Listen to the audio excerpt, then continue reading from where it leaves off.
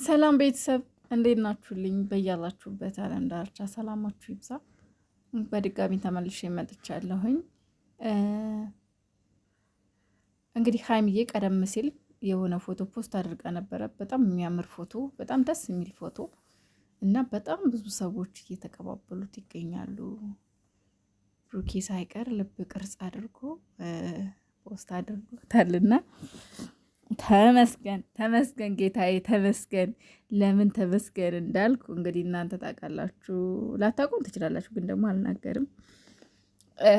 ግን ተመስገን፣ ምክንያቱም ቡራዬ ፖስት ሲያደርጋት አይቻለሁ ዛሬ ማለት ነው። ሶ ምሽቱ ሰላም ነው፣ አሸወይና ነው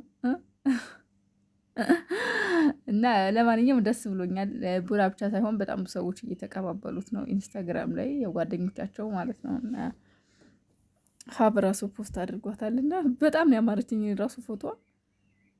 ይሁን በቃ ደስ የምትል ፎቶ ናት፣ የምታምርዬ። ካሁን በፊት ታስታውሱ ከሆነ በጣም እንደዚህ በቃ ሲቀባበሉት ያየሁት ፎቶ ይሁንች ሀበሻ ቀሚስ ለብሳ የተነሳቻት ፎቶ ነበረች እና በጣም በቃ ስታይሏ ስትነሳ ያሳየቻት አክት በጣም እንድትወደድ አድርጋታለች ፎቶዋን። እና በጣም ብዙ ሰው የተቀባበለው ፎቶ ያ ፎቶ ነበረ እና ዛሬ ደግሞ ይሄ ፎቶ ልክ እንደ አዲስ ሰው እየተቀባበለው ነው እና በጣም የምታምር ፎቶ ናት።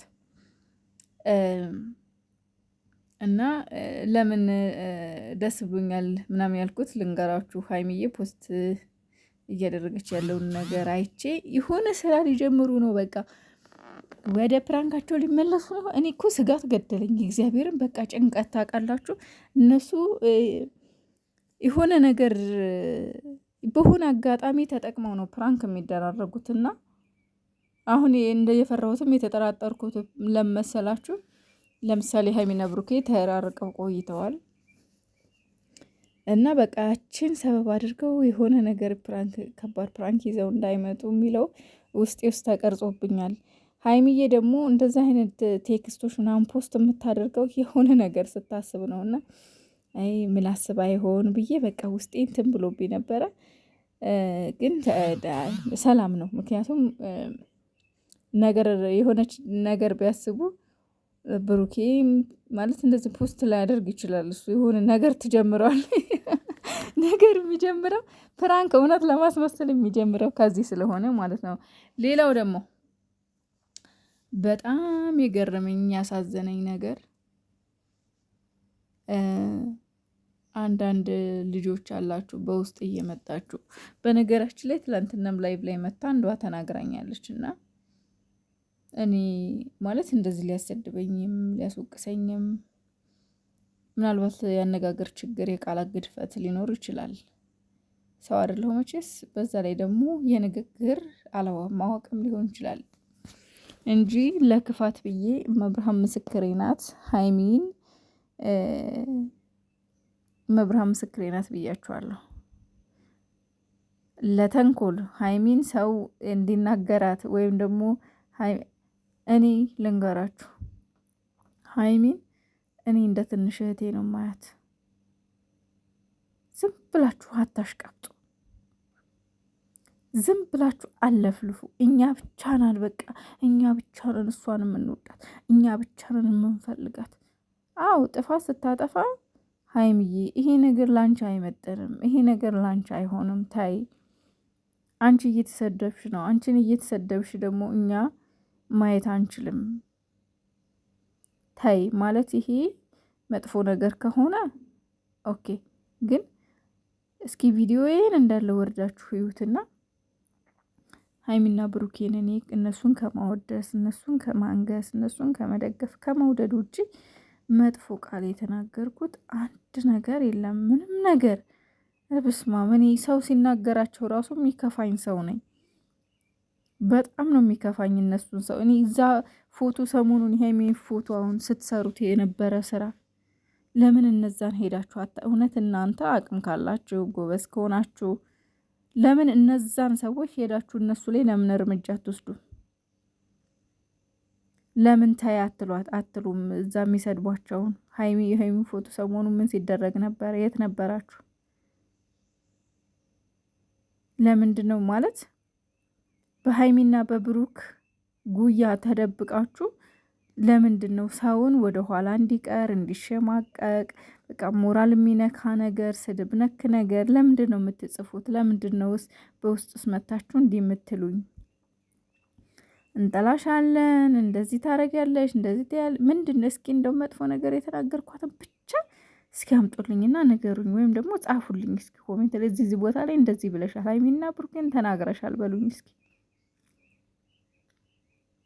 እስኪ ንገሩኝ። ምናልባት የተምኔል አሰራር ችግር ሊኖር ይችላል። እሱም ምን የረበስማም ይሁን እኔ ዝግንን የሚል ነገር ወይ ደግሞ መጥፎ ነገር ብዬ አልጽፍም፣ በእነሱ ላይ በጭራሽ አልጽፍም።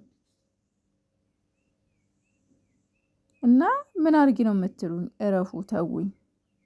ይደብራል። እግዚአብሔርን ሰው የሚሰራን ሰው ከማሸማቀቅ የሚሰራን ሰው ወደኋላ ከማስቀረት የሚደክምን ሰው ወደኋላ እንዲቀር ከማድረግ ይልቅ ለምን እናንተ አሰሩም? ይልቅ ለምን አሰሩ?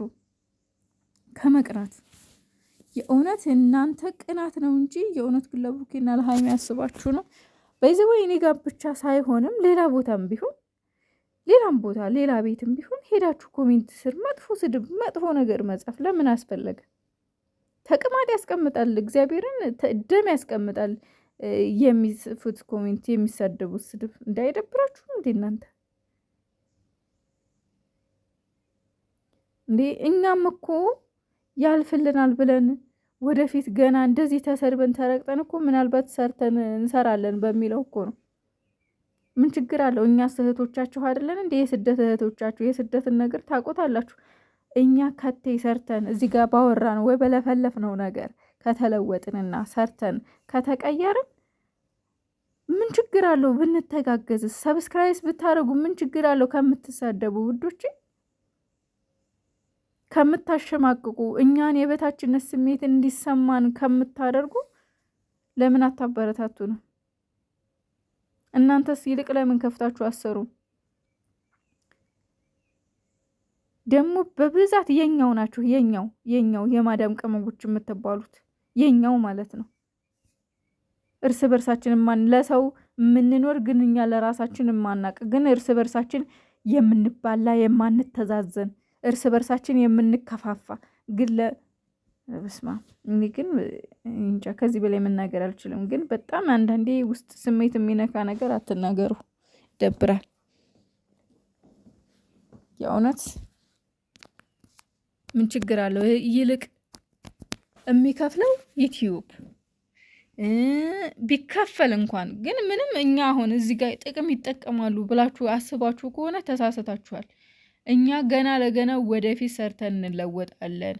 ወደፊት አድጎ የራሳችን አይዲያ ይዘን መተን እንሰራለን። 1 2 3 ሰብስክራይብ